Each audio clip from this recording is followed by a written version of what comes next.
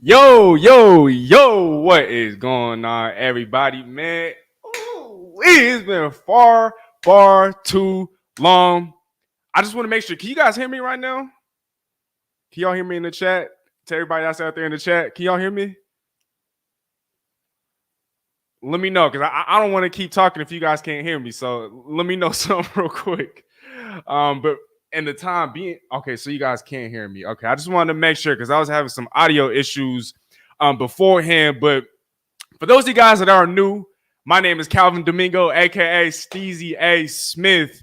And I know a lot of people have been requesting or even asking why I haven't been live, why I haven't been dropping, long form content. It's a long story. I've had a lot of things going on in the last year and a half, but man, I'm just real happy to be doing this in front of you guys.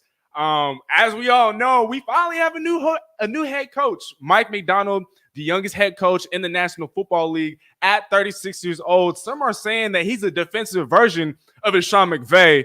And with all the talent that's available on the Seahawks defense, I understand.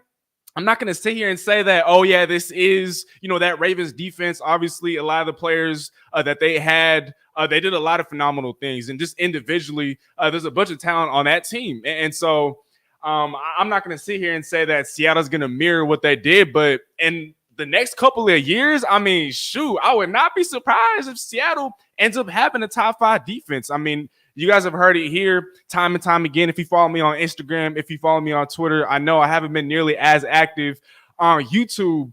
I've been raving about the talent that's been, present on this defense. And obviously they've underachieved in the last couple of years. I know there's been a lot of people that wanted an offensive-minded head coach. But to be honest, I think KJ Wright said it perfectly. He was on Seattle Sports, I think it was last week, and he talked about how offensive-minded or defensive-minded, we don't care. We just want a leader. And he might come off as an introvert, but man, I think with the Mike MacDonald, I'm gonna call him Mike McD. He's a genius, and everyone's been raving about his innovativeness, his creativity, his ability to kind of disguise his defenses and whatnot. I understand right now, young head coaches are kind of the hot thing, around the National Football League, offensive or defensive minded. I would not be surprised whatsoever if the Seahawks end up pulling a Houston Texan, right? A Houston Texans, I should say. And what I mean by that is D'Amico Ryans, a defensive-minded head coach coming over from the San Francisco 49ers. You can check the film. I dropped a little short clip on this channel last year about why I think that the Houston Texans are going to go a lot further than people think. And look where they ended up finishing. They were in the divisional round. Although they got annihilated by the Ravens, I mean, they made it as far as the divisional round. And so I think just kind of looking at that with the Seattle Seahawks, if they're able to kind of figure out the future at quarterback moving forward, if Mike MacDonald is able to bring in an offensive mind that can kind of handle and take care of the offense and whatnot, I believe the Seahawks team should be fine. And given the lack of depth towards the bottom of the NFC, I don't think a playoff spot next year is too much to ask for. So, again, to everybody in here, shoot, it's been so long. So I appreciate you guys for staying down with me. And yeah, you know what? Let me shout out some of you guys here in the chat right now. We got Seahawks Martin in the building, man. He said the GO is back. I follow with Baby Go. I mean, right now, as you guys know, Norbcam is doing a bunch of goated things here in the area. He was just on Good Morning Football. He's in the running to potentially win NFL Fan of the Year. And obviously, he was a Seahawks representative for Fan of the Year. And so, shout out to Big Bro Norbcam. I don't know if he's watching. Hopefully, later on, he'll tune in. Man, keep doing your thing, Norb. Man, we got my brother King in the building, man. What's going on, brother? Definitely going to get hoopy later. So I appreciate you for tuning in beforehand, brother. We got Sajin in the building. What's good, brother? Long time no talk, Sajin. I appreciate you for tuning in. What's going on, man? We got Brody. My bad if I'm saying this wrong. Brody Witchard. Yo, let's go. What's up, Brody? Thank you so much for tuning in. Seahawks honestly wanted Ben Johnson, but definitely not mad about this decision at all. Defense needed this kind of coach to come in. And to that point, Martin, I mean, for me, Mike MacDonald was my number one option this whole time. I understand the need for an offensive mind. And just for a second, members of the Bolts, Noah Boltzer, Emmett Savoris, Dylan Bruce, as you guys know so well, Those are my brothers in crime, man. I know we haven't been on the boat in a while, but they almost convinced me that Ben Johnson, BJ, was the guy. And for a second, I was leaning towards BJ about a week ago, but eventually I came back to my senses and I realized, nah, Mike MacDonald is the guy. If we look at what's been going on in Seattle, right, with John Schneider and obviously Pete Carroll all these years, John Schneider made it a point of emphasis that he wanted to retain the culture here in Seattle. And what better way to retain the culture than by bringing in a defensive mind? I know some people are opposed to this move. Colin Cowherd, I saw what he was talking about on his show earlier this morning. And even the guys on the boat, they were telling me that, you know, if you bring on a defensive-minded head coach, you're kind of behind the eight ball because of what happens to, you know, to the staff on offense. Guys get poached all the time and things of that nature. But I truly believe that with the Mike MacDonald, I mean, if the Seahawks zig while the rest of the league zags, I think by bringing in a Mike MacDonald, not only are you retaining, you know, some of that culture that P has kind of built up, even though he's far from the personality that P is, but I think that by having an identity, right, it's the defensive side of the football. That's always what it was and what it's supposed to be. But the last couple of years, and I mean, the last 5, 6, 7 years, I mean, the defense has gone worse every year, despite the overhaul as far as the personnel department, right? And so I think with the Mike MacDonald, Seattle now has a clear identity. And I was trying to tell the guys on the boat this, but it's like, okay, yeah, let's say we bring in an offensive mind, right, like a Ben Johnson. He'd be the third best offensive mind in the NFC West. And for me, it's like, why try to go blow for blow with them when we can counter instead? And we've seen Mike MacDonald do that this past year. I mean, you guys have seen all the stats, but heck, the Ravens were 4-0 against the NFC West this year. And obviously they annihilated the Niners. It was a shootout against the Rams, of course. And then against the Cardinals, it was a lot closer than expected. But at the end of the day, they were undefeated against the NFC West 4-0. And as we all know, our Seahawks were annihilated, and that's putting it nicely. But I'm going to go back to reading some of these comments because I do want to shout you guys out. Now, we'll have a guest on. I wanted to have a plethora of guests, kind of like a roundtable style for this show, but this was super last minute, and I didn't really get to, I guess, let people know beforehand just because, again, this was last minute and it is breaking news. But hopefully next week, I'm going to have a roundtable, a plethora of different guests, sports writers, Seattle sports media members, hopefully on this show. So definitely be sure to stay tuned. This one isn't going to be super, super long. I'm looking at about hour and a half. But if any of you guys want to hop on, maybe for 5 minutes and kind of just share your thoughts, definitely let me know. But again, I'm going to shout you guys out here. Let's see. We got Jackie Reyes in the building. Could Ben Johnson be the offensive coordinator for Seattle? I highly doubt it. I think with him choosing to remain in Detroit, I don't know if they revised his contract, but he's staying in Detroit. And that's what King said in the chat. Nah, he's staying in Detroit. We got Not Chief in the building, man. What's going on, little bro? It's been too long, brother. So thank you so much again for staying down, staying put. Yes, I am back, and I plan on making this a permanent thing. So every single week, y'all, stay tuned, man. I got these live streams coming for y'all and so much more. Nah, Chief said, yeah, bro. Seahawks, Martin, perfect. Steezy A. Smith. My dog, Kevin Lou in the building. What's going on, brother? Man, how do you feel about the Mike MacDonald hire, man? Talk to me. Let me know what you guys think. We got Prime Blair in the building, Zachary Orr as defensive coordinator. And so, man, let's start there. I'm going to ask you guys what you guys think, and definitely be sure to drop your comments, and I'll definitely be sure to highlight it on the screen. We got Prime Blair here on X. Zachary Orr as DC. And for those of you guys that don't know, Zachary Orr is the inside linebackers coach for the Baltimore Ravens. He's been on the Ravens staff, if I'm looking at this correctly, for 3 seasons. And he was a player for the Baltimore Ravens back as recently as 2016, where he was a second team all-pro inside linebacker or linebacker for the Ravens. And so he also spent some time as a Jaguars outside linebackers coach back in 2021. That unit defensively was stout.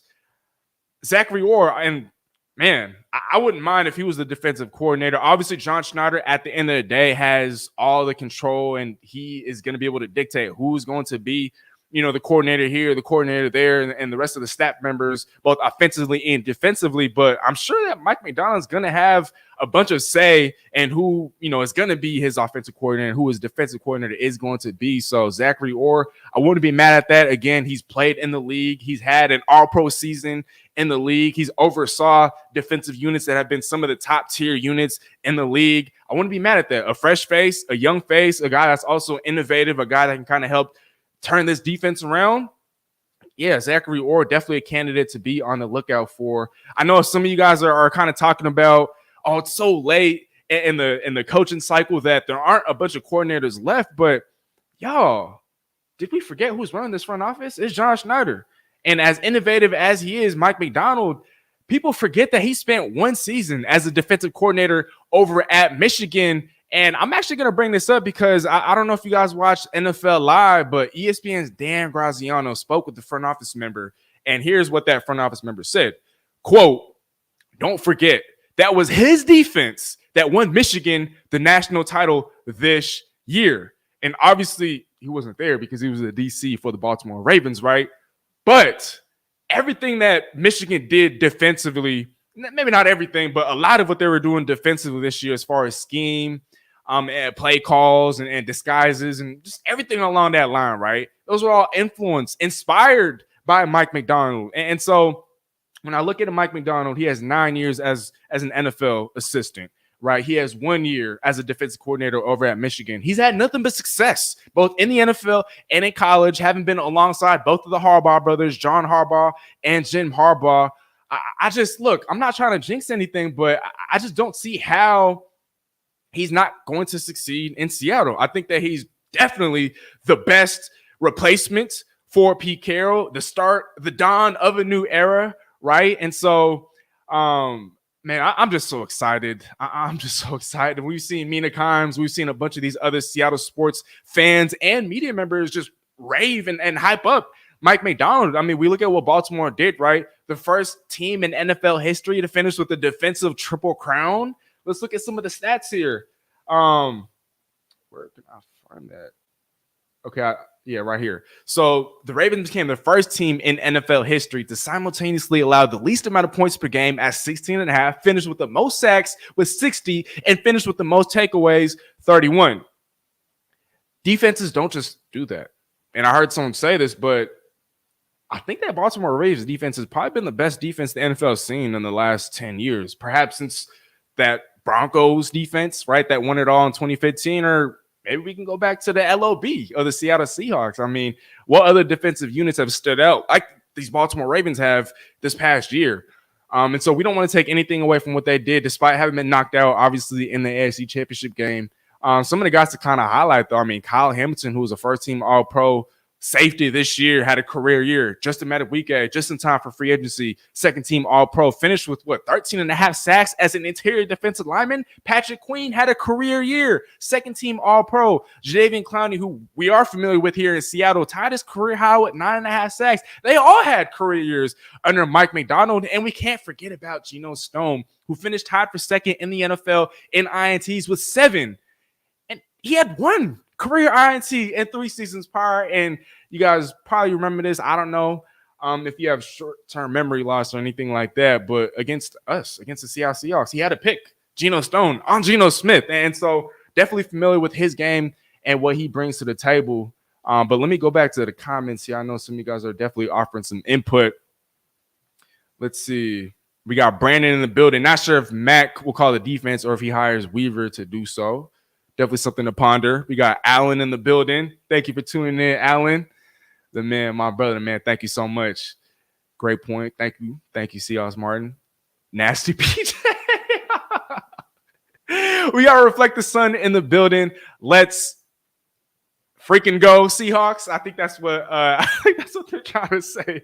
But yeah, no, let's go Hogs, baby. Let's go Hogs, baby. We got Sajin saying my choices were Johnson, Mack, and Evero. I think with the Ezra Evero, I don't know if he's going to rule out, or obviously, I mean, unless he becomes a head coach of the Commander, he's probably going to have to settle. Maybe settle's not the right word, but he's probably going to have to run it back as a defensive coordinator. He is still one of the youngest and the brightest minds. And so who knows? maybe he ends up joining, the Seahawks staff. I know he doesn't have any sort of ties to Mike MacDonald, but again, John Schneider's overseeing all the hires as far as the staff. He's going to have some input from Mike MacDonald, of course, but I definitely think Evero is a candidate for that defensive coordinator spot, if not Zachary Orr. But like I said, right now, we're kind of just listing out guys. Absolutely steezy toughness and defense. No doubt. No doubt about that. I had to say Evero. Counter move, well said. I like the hire because it's not from the Shanahan tree. Yeah, I think, again, going back to what I was saying, if the Seahawks like to zig while everybody else zags, and this is really the perfect example of that. I know a lot of teams have kind of shied away from bringing on defensive minds, but not only is Mike MacDonald a defensive mind and a young coach, obviously, youngest head coach in the league at 36 years old, but he's innovative. He spent time in college, right? That 2021 season as a defensive coordinator for that Michigan Wolverines defense. I think he's actually going to have a lot of input as far as who Seattle is going to draft in this year's NFL draft. I mean, if you guys remember, Pete Carroll came straight out of college, obviously, right, when he was hired from USC. And he was kind of the driving force behind bringing in like a Doug Baldwin and some of those other rookies that Seattle drafted, because he had seen firsthand what those guys brought to the table in college. And so that's why he was able to kind of find these hidden gems, these undrafted guys, right? Because he had spent time in college. And so I'm not going to sit here and say that Mike MacDonald's going to have that same sort of impact. But, oh, man, I just realized if Seattle ends up hitting another home run, a third straight home run with this draft, I think Mike MacDonald's definitely going to have a lot to do with it. But him, you pair alongside what he's experienced and what he's seen in the college world these last couple of years, alongside the mind of a John Schneider and the talented scouts on the Seahawks staff. Oh my gosh. Oh my gosh. I was hoping Mac would bring some luggage with him to Seattle. We got Tim in the building. My brother Steve and my brother Tim, man. What's going on, Brody? I appreciate you for tuning in. I just seen you yesterday, and I think we were talking about Mike MacDonald and his fit in Seattle. And now here we are a day later talking about and reacting to his fit in Seattle. So I appreciate you for tuning in, my brother. Nachi got a question, though. He says, Steezy, bro, you think we get new jerseys this year? Look, I'm not on Reddit, but I did see the leaked jerseys, right, and the concept and just the idea of new jerseys being brought to the table. And I guess they were talking about how it's going to be announced the week of the NFL draft. I don't know. I do think that it, I guess, would be the right time to kind of do it now that this is the dawn of a new era, right? Following 14 successful years with Pete Carroll at the helm. I do think it'd be a great time to kind of bring in new jerseys. Now, I don't have any sources whatsoever that have kind of led me to that answer, but I do think that's a very, very, very real possibility. Or is 31, maybe younger than some players to be coaching. Wouldn't bother me. Right. I mean, like I talked about earlier, he was an all-pro second-team linebacker in the National Football League with the Baltimore Ravens as recently as 2016. That was just 8 years ago. So what? He was 23, 24, tearing up the league. I don't know what happened afterward. I'm definitely going to do some research. But yeah, after that all-pro year, definitely a fun fact, by the way. After that all-pro year, if I saw it correctly on Pro Football Reference, he didn't play another season in the NFL. And so I don't know if it was an injury. I don't know if it was a contract dispute. I don't know if he ended up following another passion. He did, get into coaching a couple years later. But that's definitely something interesting to know. If he ends up being hired as a defensive coordinator for the Seattle Seahawks, I'm going to let you guys know this. I'm going to try to bring him on as a guest on the show. We're going to do it live, and we're going to ask him all these questions because, how are you an all-pro second team member, but then you're not playing again the next year? I don't know what happened. We're definitely going to have to dive deeper into that. Now we got Sajin saying, can we have something in black? I would love black jerseys. And if you guys follow me on Instagram, you probably saw that post about the Seattle Stormtroopers, right? And potentially having all white helmets. Again, I don't know if that's, real, or I don't know if there's any sort of credence, to that, but that'd be dope. Who knows what Seattle's going to do as far as the jerseys. I mean, obviously the reception was met well, right, when the throwback jerseys came out. And so maybe this is a time to kind of bring out some new heat. again, the Seahawks like to zig while the others zag. So we'll see what happens there. But we do have Jackie Reyes asking a question. Thoughts on possibly bringing back Legion of Boom version 2.0? I did want to bring this up because we saw Robert Griffin III say this. And I don't know if you guys can read the whole thing, but the Seahawks will return to the Legion of Boom days on defense now that Mike MacDonald is their head coach. I think that's asking for too much. I know for me, I've had posts on Instagram or even on Twitter, even dropped some things on YouTube where I talked about how, oh, is this, the next LOB or LOB 2.0? But I mean, the expectations or just kind of bringing that on and using it as as a bar for these players to follow, it's just unrealistic. I mean, what they did, the Legion of Boom, is completely unprecedented. Nobody's done it since then, and I don't think anybody ever will, honestly. But instead of trying to recreate a Legion of Boom 2.0, why not just have, I don't even know what kind of a nickname we could use, but I think I'm not going to sit and say that what we have now could eventually be better, but let's just say the potential is sky high. Let's just say that. Let's just say that. Robert Stevens in the building. Good evening, Sneezy and company. Well, good evening, Robert. Thank you so much for taking the time to join us. Long time no see, long time no talk, and happy you're on. So thank you so much. Tim saying, bro, we spoke into existence. Yeah, we most definitely did. There's other things that we will speak into existence, so definitely be sure to watch out for that. Right now would be the perfect time to change jerseys. All black, though, IDK. I like the greens. I do like the green ones that we have. I definitely can't get rid of that. Brody's saying, I like the hype RG3 gave us. Help us bring in free agents. So as far as cap space, you guys have probably seen this. I've talked about it on Instagram, and it's since changed. But the Seahawks are -4 in the red as far as cap space. And some guys that could potentially be restructured. I'm not in favor of cutting these guys, but that's also another option. Oh, hold on. I like this name. Legion of Zoom. I like that. Legion of Spoon. Yeah, I think Tim is winning. Why can't it be something different? Why got to be LOB 2.0? They were amazing, but can get to do something different. Yeah, look, I don't know if this is biting. Maybe I know a thing or two about that. Steezy A. Smith, Stephen A. Smith. But Legion of Zoom. Legion of Doom? Legion of Spoon? What y'all think, man? Let me know. Besides, question, does Jamal Adams remain?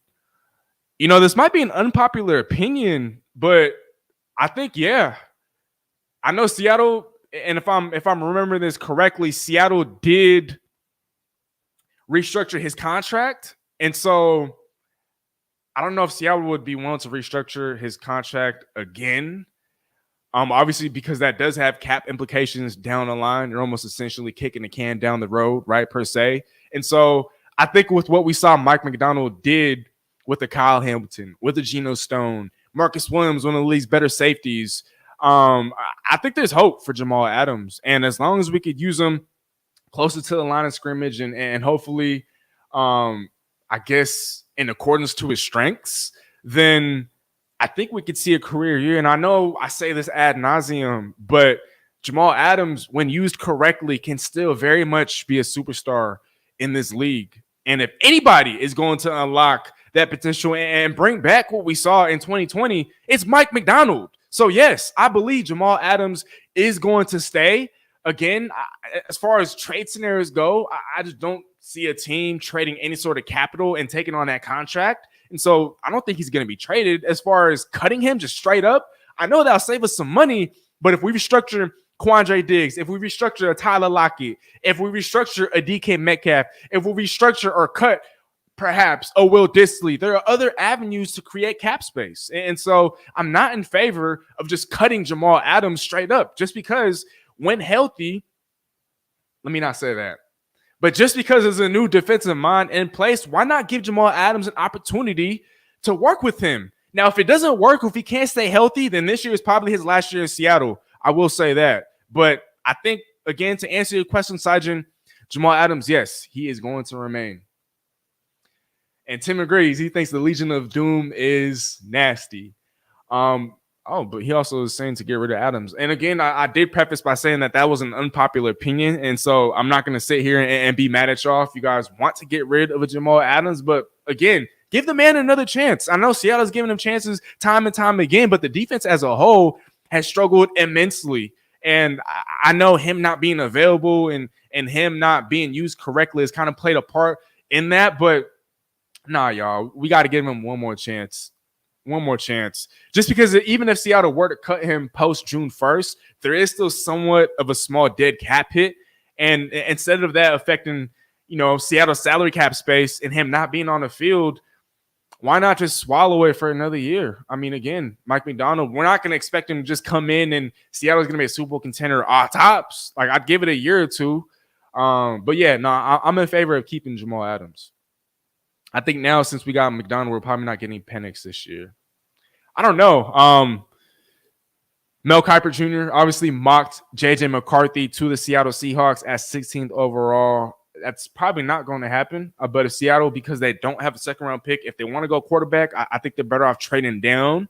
But because now we are bringing in a Mike MacDonald, definitely got to fortify that defense. And so be sure to drop down in the comments below, y'all, what you guys think as far as what kind of prospects Seattle should target at 16. Should Seattle trade down? Should Seattle trade up? Let's say a guy like Jane Daniels were to fall in the draft. Should Seattle pounce and potentially take a Jane Daniels? Now, even if Seattle were to draft, let's say hypothetically, a Jane Daniels, I don't think he would start over a Geno Smith in year one. I do think that it would help for him to kind of sit back for a year.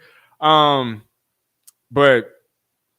yeah, let me move on. Hold on. Hello, Steezy. When healthy, I know. I take that back. He hasn't been able to stay healthy. And Jamal, if you're watching, I'm not laughing at you and your inability to stay healthy. I'm just laughing at how the fan base seems to kind of anytime we talk about the injury history, people.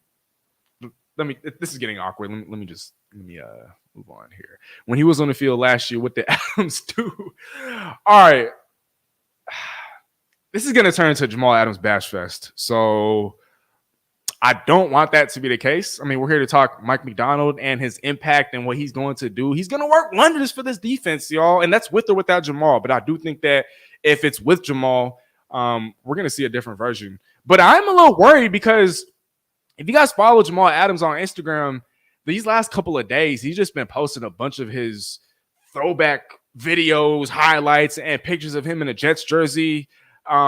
Even pictures from when he was in the Seahawks jersey back in 2020. And so I don't know what's going on there. Maybe he knows something that we don't. I don't know. Actually, hold on. I think this is the perfect time.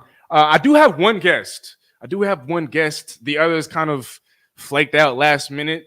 And so, like I said, next week or hopefully sometime in the near future, I do want to have more of like a roundtable sort of conversation / discussion with a bunch of other people reacting to the news. But I do have a guest with me. He coaches quarterbacks, and I've been on his show a couple of times. And so if you guys aren't familiar with the Hawk Zone Rundown, please, ladies and gentlemen, welcome Mr. Bryce. And I might be saying this wrong, Coots. What's going on, Bryce?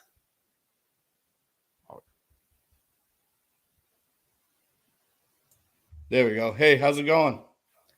Man, I'm feeling great. How you doing? Not too bad, man. Exciting day.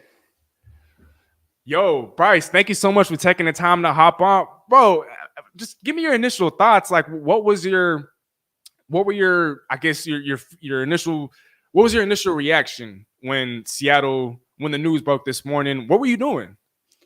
I was literally at work and I was doing some reports, and my ticker kind of came across the screen that they had finally hired Mike MacDonald, which last night, man, I was refreshing Twitter till like 2 a.m. I was like, come on, something break. Let me know that this is going to happen, because I, like a lot of Seahawks fans, are starting to get worried that maybe like Mike MacDonald might sign with the Commanders and we're going to be stuck with someone that we didn't really want.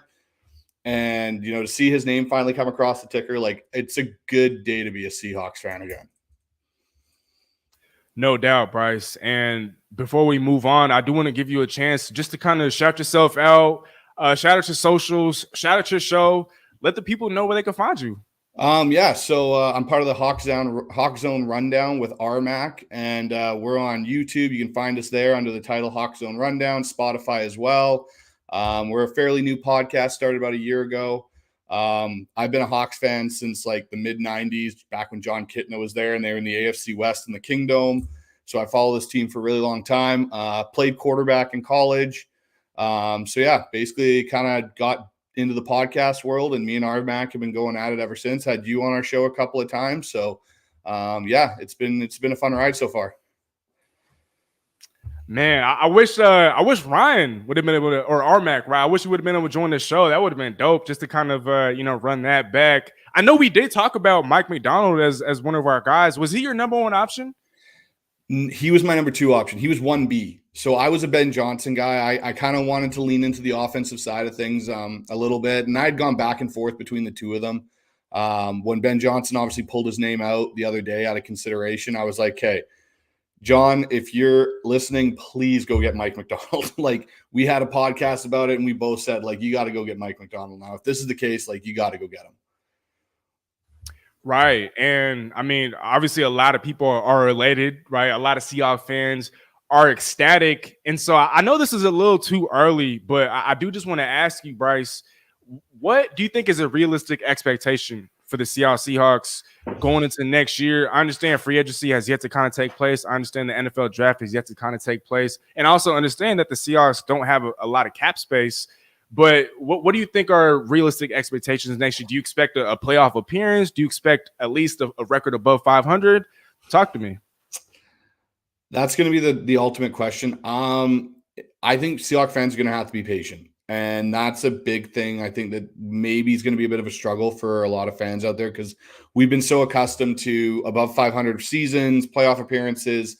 I think anywhere between 7 and 10 wins is a realistic goal for this team because of the talent that is still there.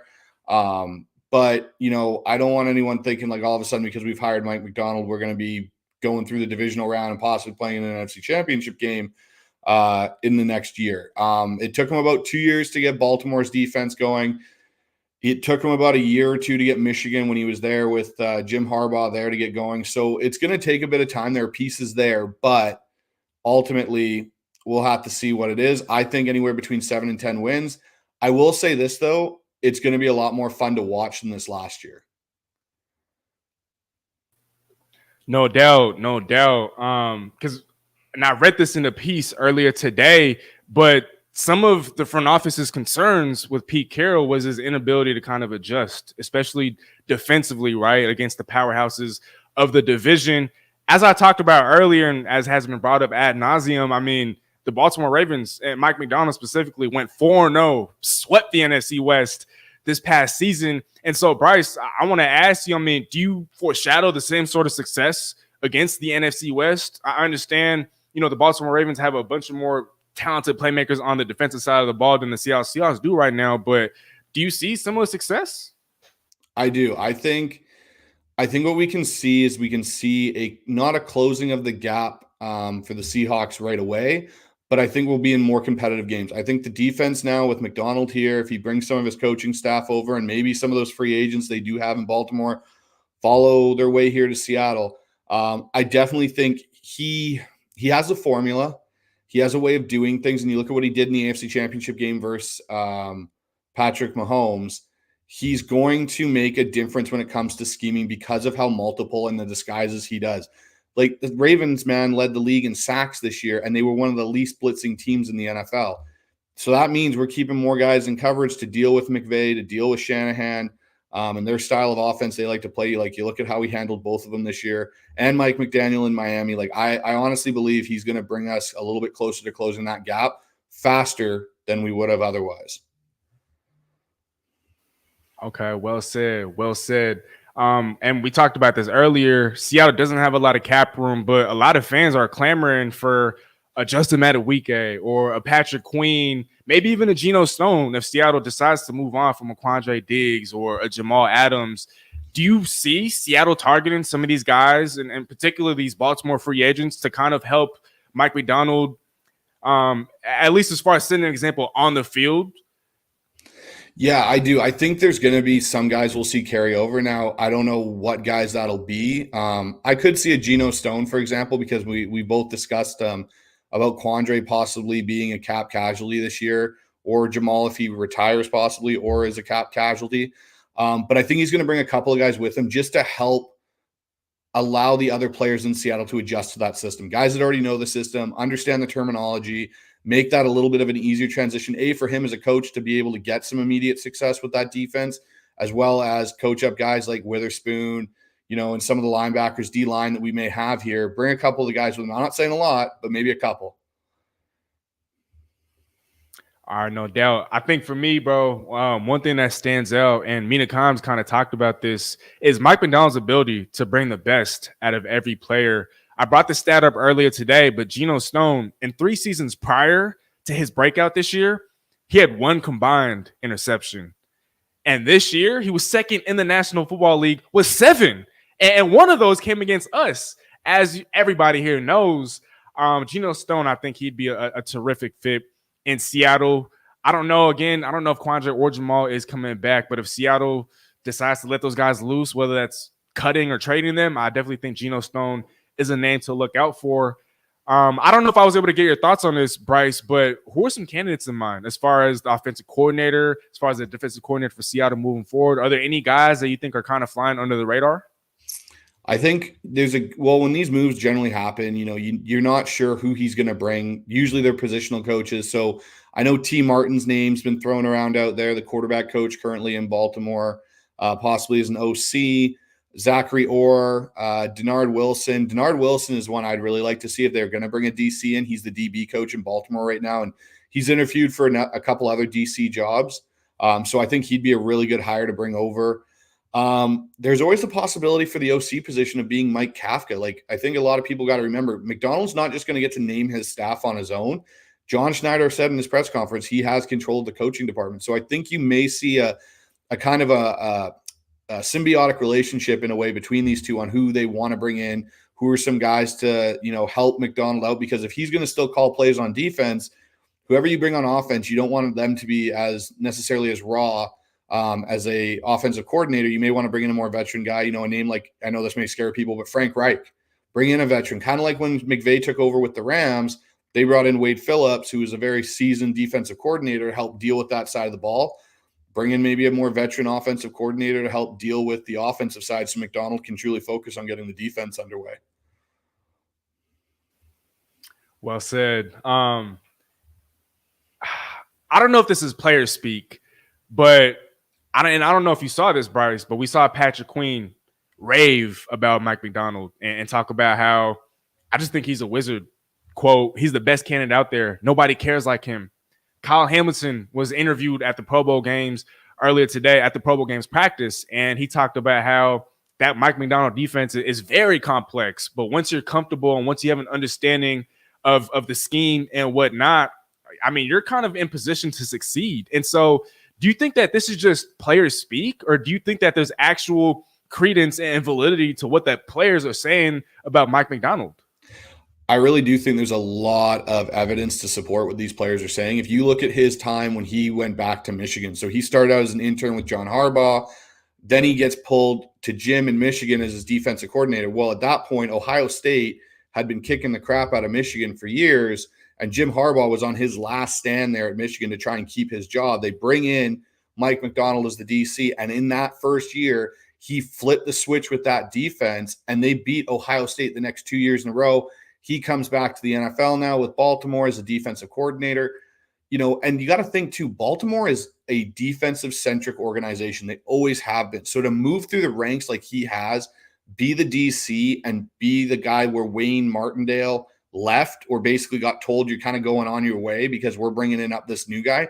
That's not, something to just kind of balk at. That's some pretty high praise to take, especially from the players. And I think it just is evident of what he's done in his track record so far as a coach.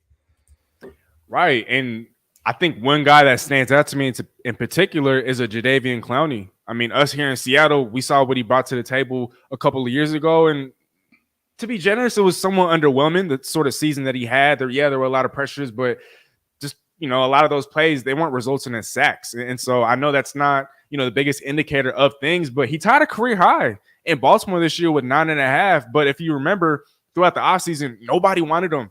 Like, he was literally a free agent after training camp had even started. And so I know I talked about this earlier, but Mina Kimes brought up a plethora of guys that had career years in Baltimore. Kyle Hamilton, I mean, that was kind of expected because he was, drafted in the top 15. He was an all-pro first teamer this year. Justin Madubuike came out of nowhere, 13.5 sacks, second team all-pro.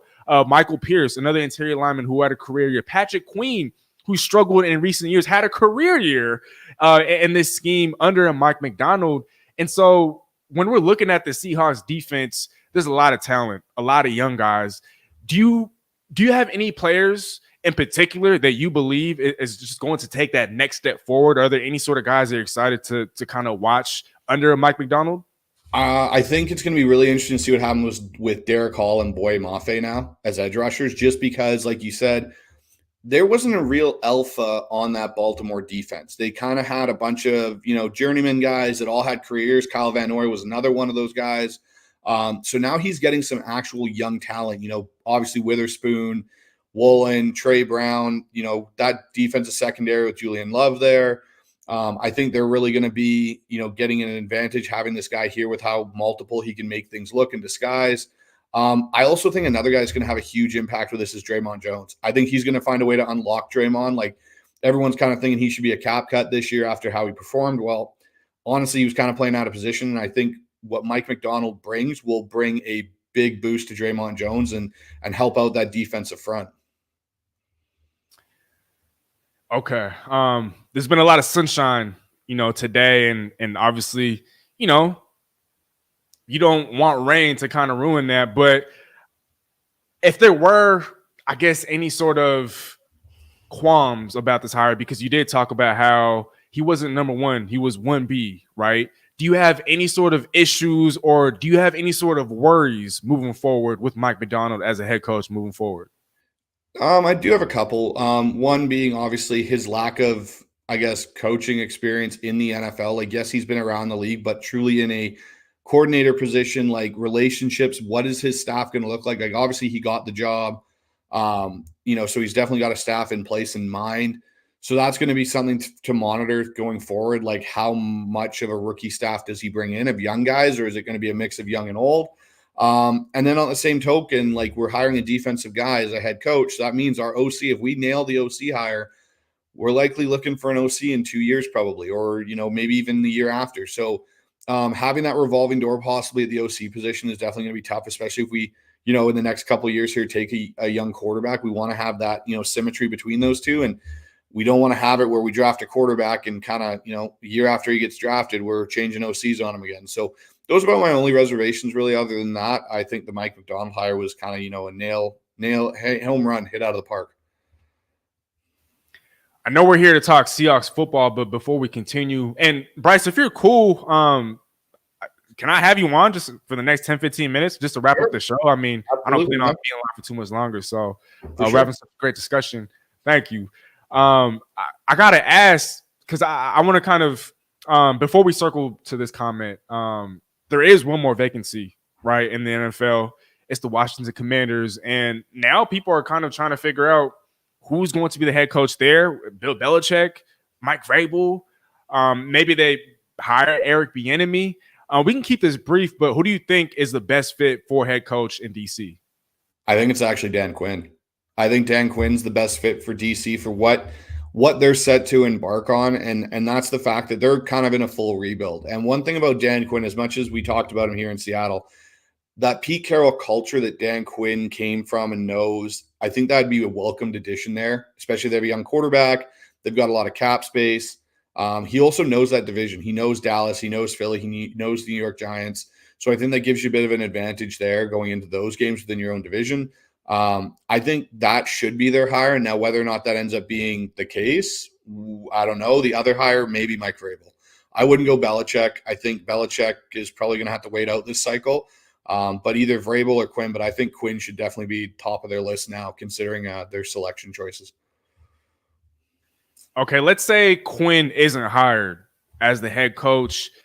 Do you see him running it back with Dallas, or do you see him wanting to return to Seattle and becoming our new defensive coordinator.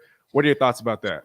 Well, that's an interesting one. I actually thought about that. I would assume he'd probably want to run it back. He has a good relationship with Micah Parsons and those guys down in Dallas. And, given the uncertainty with Mike McCarthy's job, he's playing or coaching, I should say, on a 1-year deal essentially next year. They're not giving him an extension. He may be in line to be the Dallas head coach possibly if McCarthy bombs out next year. So I'd obviously welcome Quinn back as a defensive guy if he wanted to come back in that role. I just don't see it for him, especially with the head coach being a DC, and their schemes don't really jive, right? We've got a multiple 3-4 kind of 4-3 disguise defense, which McDonald runs, which had heavy in more of the 3-4 look, and we got Dan Quinn, who's more of a 4-3 guy. So I just don't know if that jives really for the two of them to work together. But you never know; stranger things have happened. You're not wrong. You're not wrong. Now I do want to talk about, and I want to go back to some of those things that I was saying earlier about Seattle potentially, unearthing gems in the draft, similar to what Pete Carroll was able to do, seeing as how he came straight out of college. Mike MacDonald obviously isn't straight out of college, but as we all know, was a defensive coordinator for Michigan in 2021. And that defense that Michigan had installed this year, a lot of that was heavily influenced and inspired by Mike MacDonald. And so we got Tackman over here saying, bring that Michigan defense to Seattle. Are you familiar with some of the guys on that Michigan defense?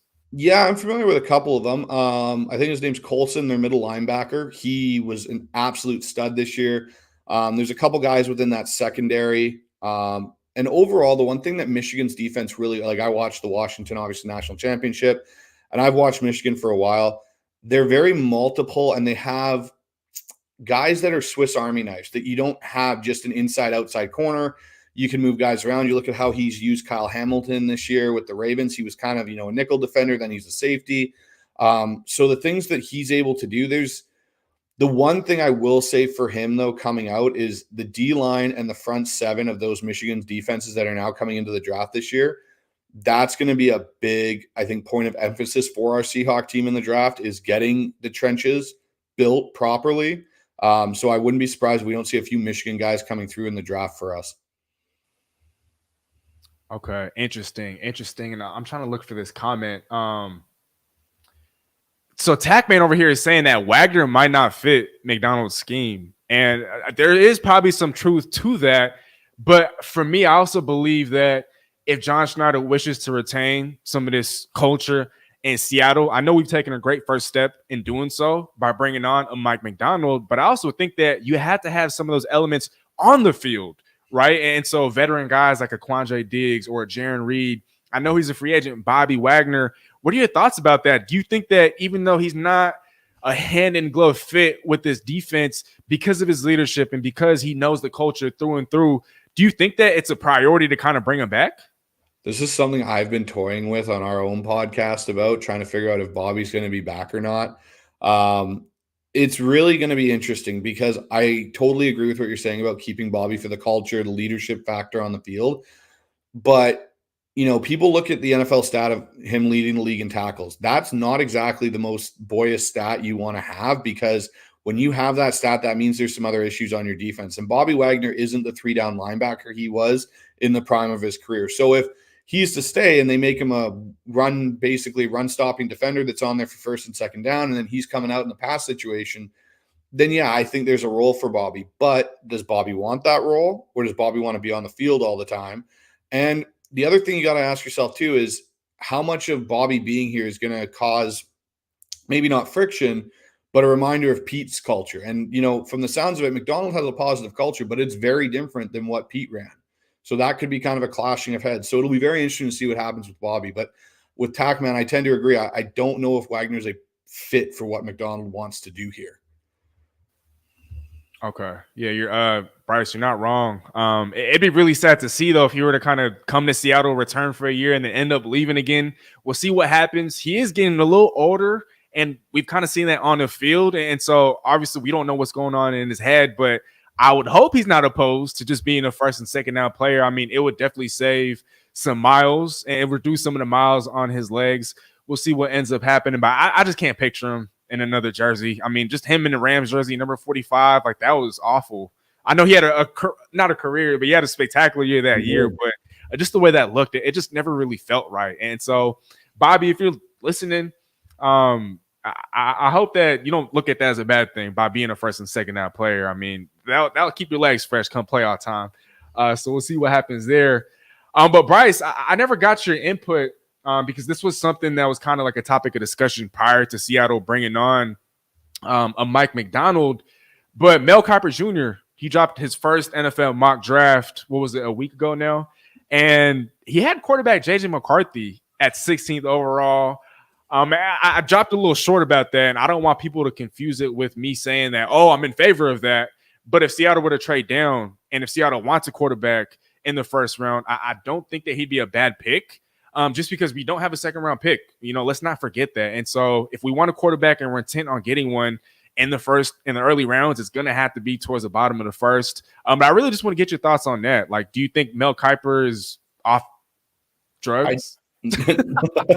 Well, no, I don't. I honestly like JJ McCarthy as much as a lot of people seem to think that he's overhyped. You know, you got to look at the system he played in. Jim Harbaugh's systems for quarterbacks are designed not to put them in stressful situations.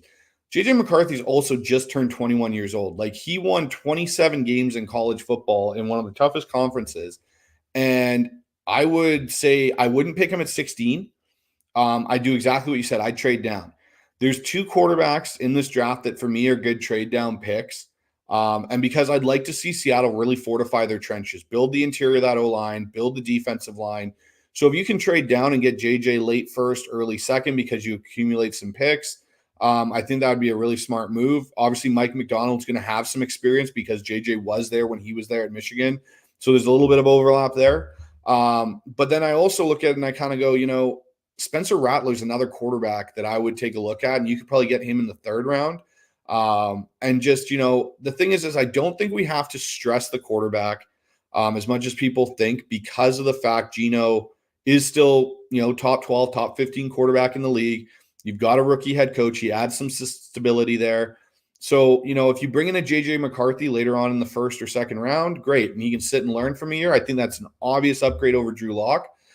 So only time will tell if that ends up happening. But no, I don't think it's a crazy idea. Okay, yeah, I'm right there with you. Just because we got to think about the future at quarterback, you know, for the Seattle Seahawks. We can't just look at this year. Obviously, I do think that Geno Smith, you know, Seattle's going to run it back with him as a starter, but Drew Lock is a free agent. We don't even know if Drew Lock is going to want to run it back as a backup. I'm sure he's going to want an opportunity to start somewhere, right? I mean, there were a lot of teams this year that had injuries, and so the emphasis on backup quarterbacks is higher now, more so than ever. And who knows? Again, he definitely showed enough to, I think, start for maybe a team or two. So we don't know if he's going to be there. Even if it's not in the first round, I definitely do think that quarterback is a priority for Seattle, and we'll see what Seattle ends up doing. And with the JJ McCarthy, I mean, Mike MacDonald does have some familiarity with him, and so, you know, definitely something to kind of consider. We got Unc in here saying no thanks on JJ, especially if Penix is there. Bryce, what do you think about Michael Penix's ceiling? I mean, are you in favor of potentially taking him if he's there? I was a few weeks ago, and I've done some more deep dive. I like to do a deep dive on all the college quarterbacks coming out, study all their film, and just some of the things. The thing with Michael Penix that worries me, is he going to be able to hold up in the NFL physically? You look at the national championship, when the inside of that interior line for Washington started to struggle with Michigan, he got beat up. He took some shots, you know, and he wasn't able to hold himself through the whole game. Now, if he's sitting behind a great O-line, then maybe he's got a little bit higher of a ceiling. I look at Michael Penix. To me, and it was funny, we had Jackson Bevins from Cigar Thoughts on our show, and me and him agreed, he's the non-knuckleheaded version of Geno Smith when Geno came out from West Virginia. Geno coming out had some character issues around him in the draft and stuff, but he had a wicked arm, could throw the ball all over the field. And Michael Penix reminds me a lot of that. He's not going to scare you with his feet too much. He can make some really good third-level throws, which are what I really grade high for NFL quarterbacks coming out of college. So, you know, I think he's got a little bit higher ceiling, but you know, you're looking at basically a Geno Smith without some of the off-field issues coming into the league. Right, and I said this on your show a couple of weeks ago. I'm just a little worried about his upside. Like, I definitely see him as being an above average NFL starter. I see him having similar seasons to what Geno had, right, in his comeback player of the year season. But do I see more than that? Do I see superstar potential? Do I see franchise quarterback potential? I just don't. And if Seattle were to draft a Michael Penix in the first round, would you be okay with sitting him for a year behind Geno Smith, seeing as how by the time the season comes around, he's going to be 25, and so he's not going to start until he's 26? I know that doesn't seem all that old, but 26, and that's your first year starting in the NFL. I don't know. I just think that if Seattle were to go quarterback in the draft, you'd want a little bit more upside. Hence, JJ McCarthy, his name being floated around, right? In the later rounds, I know I agreed with you about Spencer Rattler. Later rounds, I know some people in the chat weren't in favor of that, but he was a highly touted prospect coming out of high school. Like, let's not forget that. No, and I agree with you. Like, the age factor does play in with the quarterback selections for sure. And I look at that in the sense of, okay, so he's a first round pick. Say we pick him at 16, Michael Penix. We sit him for a year. Now he's 26 when he's going to take his first NFL snap, possibly. We still don't know. We could have Geno for 2 years. So maybe he's 27. So that's 2 years gone. You're going to have basically 2 years to see if he's a starter after that, possibly give him a fifth-year option. So he's almost 30 years old by the time or 31 years old by the time you're going to have to possibly re-sign him to a big deal with a very small sample size. And based on how the QB market is, would you be willing to pay a Michael Penix $42 million over, 2 seasons of starting and, say mixed results? That's a big gamble to take on a guy where if you do take a JJ McCarthy late in the round who's 21 and I want to sit him for 2 years, he's 23 years old by the time he takes his first snap in the NFL. I have a longer ability to see a sample size from him. And Bryce, because I'm going to call you a quarterback whisperer. I mean, you do coach quarterbacks, and so I'm going to give you that title. If there was something that you don't like, or if there were a few things that you don't like about JJ McCarthy, can you give them to me? There's a couple things I don't like about JJ. I feel like JJ still has to work with his progressions. He had a very simple passing system at Michigan based off of play action. Sometimes mechanically he gets a little wonky and off, and it leads to missed throws. Like if you look at the game again, I think it was the college football playoff semifinal, his first throw of the game is almost an interception. He's lucky the guy was out of bounds when he jumped for it, where that ball needs to be sent 10 feet up into the grandstands. He's firing it just at head level of his receiver to try and get it out of bounds. So his decision-making needs some work. Other than that, there's things that I do like about him. His ability to extend the play is great. He does have an NFL arm. Like, he can make most of the throws you want on an NFL field. But his decision-making and just staying consistent with his mechanics, I think, are some areas he really needs to develop. I like that. Just a couple more topics here before we do wrap up the show, Bryce. Again, I appreciate you for taking the time. We talked about a couple of quarterback prospects, so we're going to move on from there. I asked you about potential defensive coordinator candidates for the Seahawks for Mike MacDonald. How about some offensive coordinator candidates? Before you go, though, Bryce, we did have someone. We had Unkin here. Let me bring this up real quick. Bieniemy as Hawks offensive coordinator. That could be something. And so talk to me about that. Just, do you think that's realistic whatsoever? Or do you think that Mike MacDonald and John Schneider would opt to go for somebody younger, somebody that doesn't have as much experience? I look at Bieniemy, just to comment on that. There's no connection between Bieniemy, MacDonald, or Schneider, really. Yes, there's the Andy Reid for Schneider, but not in the extent of like Green Bay Andy Reid connection that Schneider has with him. So I don't know. Bieniemy could actually still be in the running for the head coaching job in Washington. We don't know that.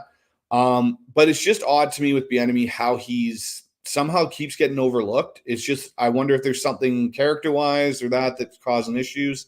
But other than that, OC-wise, I can see them going for a more veteran OC in Seattle. I could see Frank Wright, a Mike Kafka maybe. He ends up coming across, because I know there's some friction with him and Dayball in New York. It's going to be an interesting situation for Seattle just based on what they decide to do, who they decide to kind of work with in that regard. So, yeah, I think they're probably going to lean more on the, veteran offensive coordinator side. And then, yeah, we'll have to see what they decide to do ultimately. I hope they go veteran more than they go young.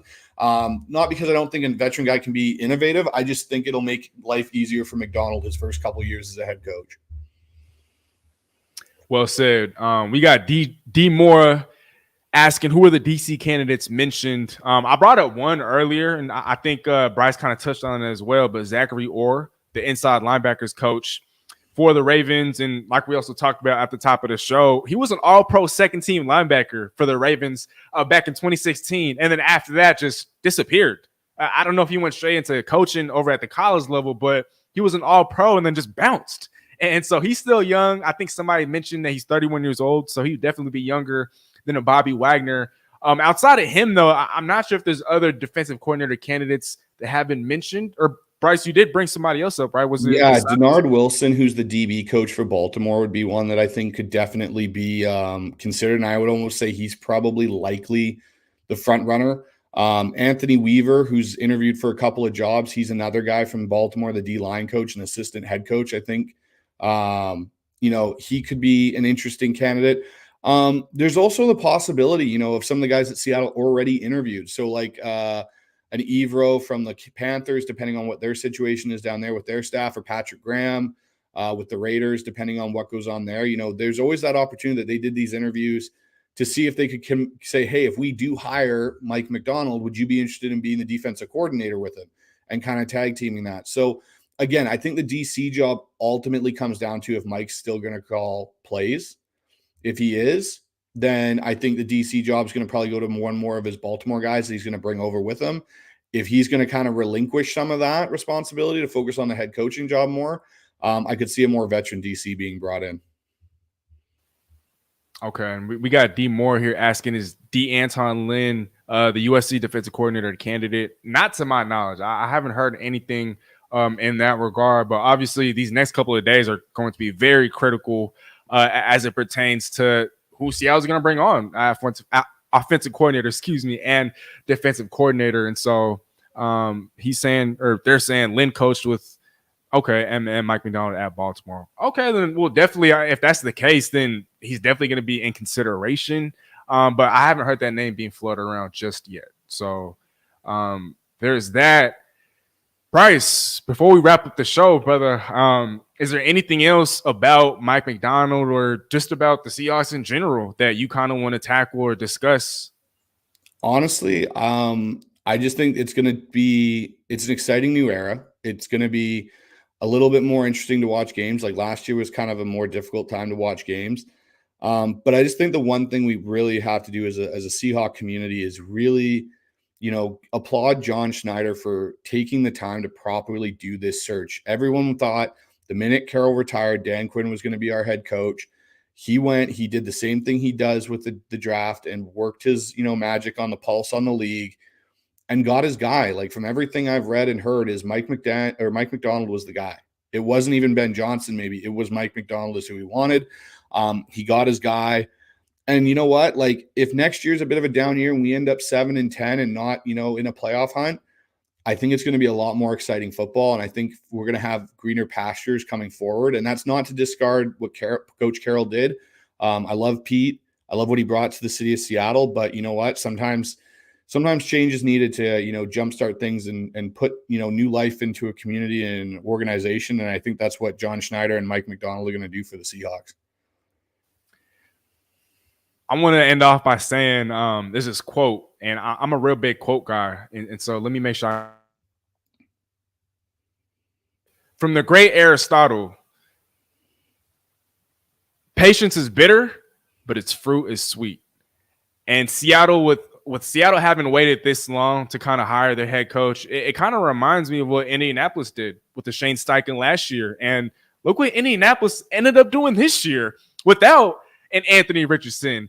And with their backup quarterback, who was just recently named to the Pro Bowl, Gardner Minshew. And I do think that because of the talent that's already present on this roster, because of Seattle's ability to hopefully get better, whether that's in the draft or in free agency, I do think that Seattle kind of shocked the NFL world by pulling in Indianapolis Colts, and not just competing for a playoff spot, but competing for a division crown as soon as next year. I mean, I'm not going to sit here and say that the Seahawks are going to shut out the Niners and the Rams like Mike MacDonald and the Ravens did last year, but I do think that Seattle can surprise a lot of people by having a similar impact, similar to what Shane Steichen did with the Colts. Of course, I know that wasn't a much weaker division, but I mean, his impact, I don't want to take anything away from that whatsoever. And so I would not be surprised whatsoever if that were to happen.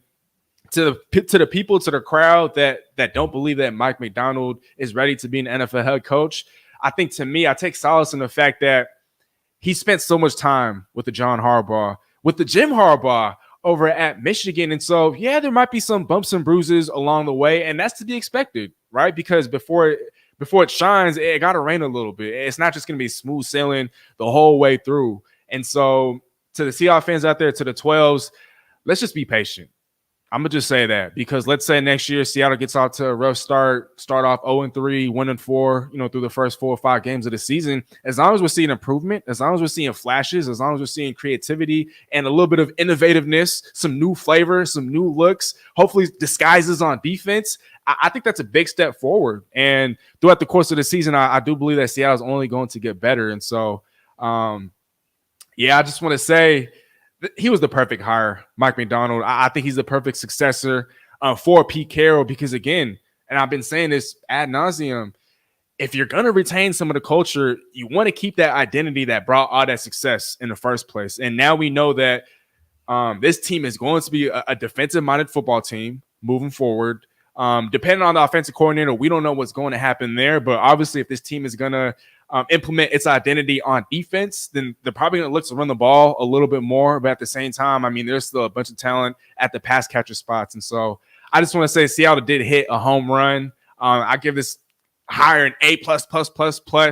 I love it. And I'll definitely be covering this and so much more. Hopefully, once Seattle brings on an offensive coordinator and a defensive coordinator and they kind of fill out the rest of that staff, I will be going live weekly, hopefully 2 times a week moving forward. And so to everybody that tuned in tonight, I know it's been over a year since I've done this, and I've kind of forgotten some things. And so thank you all for kind of just, being there and for tuning in. And shout out to Bryce once again for taking the time out of his day to do this.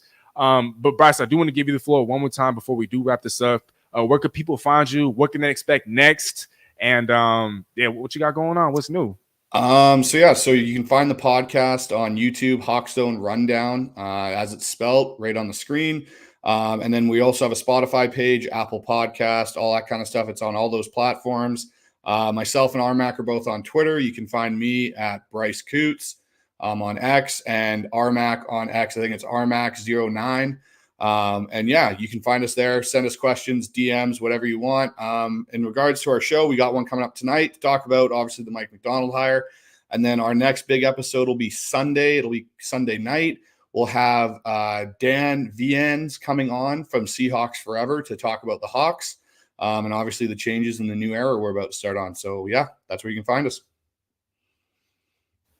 Man, Bryce, I'm going to let you go here. Again, thank you so much for taking the time, brother. I hope you have a great rest of your night. And let me know if you guys ever have an opening for a show. I would love to hop on and do this with you, repay the favor.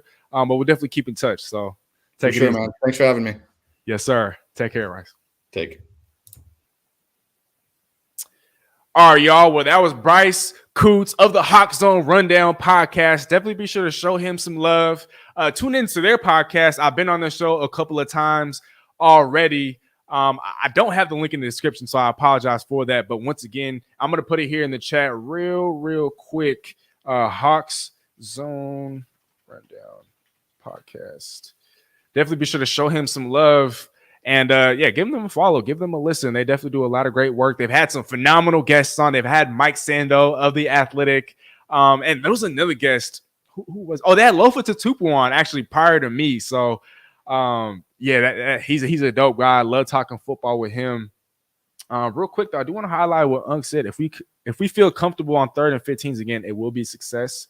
Agreed. And we basically got our D'Amico Ryans and maybe a better version. Right. I know he's never played in the NFL. Mike MacDonald didn't play in the NFL. He didn't even play college football, for crying out loud, but he seems to have this sort of impact and this ability to bring out the best, in his players. And I think that's really one of the more critical aspects of a head coach, especially for a team as young as Seattle. I mean, the potential I think is limitless, and I can't wait to see what the future holds. Like I said, or like it says in the thumbnail, shout out to my guy Austin, by the way. Austin, I don't know if you're tuned in, but it made a fire thumbnail for me, and he will be making those thumbnails for me and for this channel moving forward. So Austin, shout out to you. Much love, brother. I can't wait to see what you cook up in the near future. Reflect the Sun. Thanks, gents. Thank you for tuning in. Sajin, thanks, guys. Thank you for tuning in. Unc, great job, Steezy. Thank you for tuning in. Jackie via Facebook. Hi. And actually, one more question. So Tyler's asking, what would you name coach? Either Mac or Donald? First of all, thank you for tuning in, Tyler. Honestly, why not both? I mean, shoot, McDonald. I'd want to ask him if he ever eats McDonald's. McDonald. For sure. Go Hogs. Alan, I appreciate you for tuning in, brother. Again, I had a whole bunch of fun. I don't know if you guys were able to tell, but man, these headphones just weren't working. I don't know what's going on, so I can't even hear myself. Michael on Facebook, much love, Steezy. Good to see you on the airwaves again. Michael, long time no talk. I hope to be able to chop it up with you sometime soon, but I appreciate you for hopping on. Again, I had a blast. Okay, saying Mackie D. I had a blast doing this, you guys, and like I talked about earlier, this is something I'm bringing back. I will be hosting weekly live streams. Shoot, man, I can't even end this because I got y'all saying I'm playing, but Sam keeps selling those hats. They fire. Sam, I appreciate you for copping a hat. If you guys follow me on Instagram, I did post a video of the hat that he purchased. And if you guys are interested in copping a Steezy hat, obviously I don't have pictures for you guys to look at right now. But if you guys want to cop a Steezy hat, I got them in a Supersonics colorway, and a Seahawks colorway, and a Mariners colorway. I've had 2 different drops. Check me out on Instagram, @Steezy A Smith TV. He and among other people have copped, and I just shipped out his hat yesterday. I had another drop off after that, and so these hats are going fast, y'all. If you guys want one, if you guys want to show some love, matter of fact, real quick, if you're tuned in and you end up messaging me on Instagram, let's say before the end of tonight, I will give you $10 off a hat if you purchase by the end of tonight. So remember that. $10 off. $10 off if you purchase a Steezy hat before the end of tonight. I'm going to give you $10 off. And Sam, I'm going to give you $10 off on your next purchase just because you purchased one. So Sam, if you're still tuned in, you get $10 off. Jaws is saying, wonder how Mike MacDonald will answer about preferring Queen or Brooks. I remember wishing it was the other way around on draft day. Right. I do think that it was a mistake to decline Jordan Brooks' 5th-year option. I know that Seattle had concerns about his torn ACL, but man, obviously it didn't hinder him this past year. Shoot. But that's a great question, Jaws. Thank you so much for tuning in. Sam, keep selling those hats. They fire. See, I don't even need to promote myself. Sam is doing it for me. So shout out to you, Sam. Appreciate the love, brother. I hope once the hat arrives, I hope you love it. Don't forget to tag me once you get it now. Jaws probably ranked pretty close now. I'd say so. Bet, bro. Bet. Jackie, miss you making YouTube live streams. Thank you, Jackie. I miss it myself. And I know I've had a lot of people come up to me saying the same thing. So I apologize, y'all. But if you aren't already subscribed, now we're going to wrap up the show. If you guys aren't already subscribed, I know it has been a while, but again, I promise this is going to be weekly. And so if you guys can hit that subscribe button for a brother, man, show me some love, man. Show me some love. Help me hit that 4K mark. I know I was on hiatus, but again, we back up in this thing. Instagram @Steezy A Smith TV, Twitter @Steezy A Smith for live, daily Seahawks content, Seahawks coverage. And I'm hoping sometime this summer I can get a couple of the players on to hop on for, just for a little bit. Live shows, live interviews. Let me know what you guys think of that. I got a couple of players in mind. If you guys ever have any sort of questions that you'd want me to ask, just a few players. I know I haven't dropped the names of these players, but if you have questions that you'd want me to ask, DM me. Let me know. But again, to everybody that tuned in, man, I just want to say thank you so much from the bottom of my heart. Nothing but love for you guys. Nothing but gratitude. I had so much fun. I had so much of a blast. This went about way too fast. I can't believe we've already been live for almost an hour and a half. But I love y'all, man. Team Steezy Nation. Yeah, we back, baby. We back, baby. So as always, all glory to God, Heavenly Father, Jesus Christ. Thank you so much for granting us and for giving us the grace to have a great show. I love y'all, man. Peace. Again, this video is going to be dedicated to Mr. Todd Nas. While that concludes this video, we have loads of other content. You don't have to stop watching there. Other content on our channel homepage, as well as our social media platforms. And again, don't forget to hit that subscribe button for us. Tell a friend and tell a friend. Nothing but love, and Steezy out.